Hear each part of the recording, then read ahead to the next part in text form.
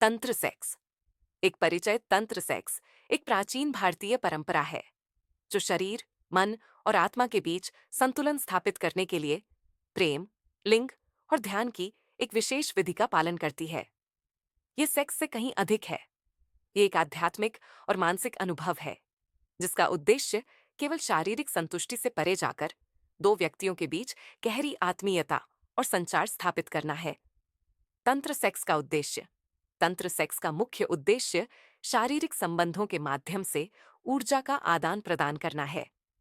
इसमें दोनों साझेदार पूरी तरह से एक दूसरे के साथ एकात्मता और अंतरंगता का अनुभव करते हैं। तंत्र सेक्स में शारीरिक संपर्क के साथ साथ मानसिक और आत्मिक जुड़ाव भी महत्वपूर्ण होता है। तंत्र सेक्स की प्रमुख विशेषताएं।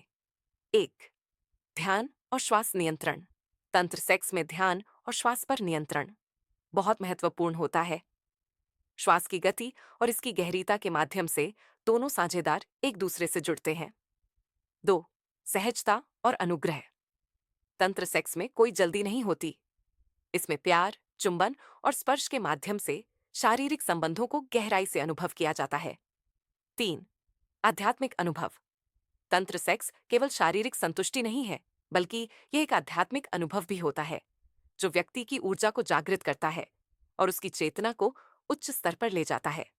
शोर, समानता और सम्मान। तंत्र सेक्स में दोनों पार्टनर्स के बीच पूर्ण समानता और सम्मान होना चाहिए। दोनों एक दूसरे की शारीरिक और मानसिक इच्छाओं का सम्मान करते हैं, जिससे संबंध और भी प्रगाढ़ होते हैं। तंत्र सेक्स और इसके लाभ। भावनात्मक और मानसिक संबंध में वृद्धि। यह दोनों पार्टनर्स के बीच विश्वास और अंतरंगता को बढ़ाता है। शारीरिक ऊर्जा का संतुलन। तंत्र सेक्स शरीर की ऊर्जा को सही दिशा में प्रवाहित करने में मदद करता है, जिससे व्यक्ति शारीरिक और मानसिक रूप से ताजगी महसूस करता है। अधिकार और नियंत्रण। तंत्र सेक्स में खुद के शरीर और इच्छाओं पर पूरा नियंत्रण रखना आवश्यक होता है, जो कि आत्मविश्वास को बढ़ाता है।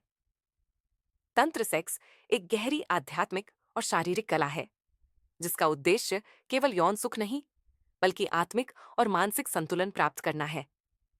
ये पूरी तरह से एक अनुभवात्मक प्रक्रिया है जो शारीरिक संबंधों को एक नई दिशा और गहराई प्रदान करती है।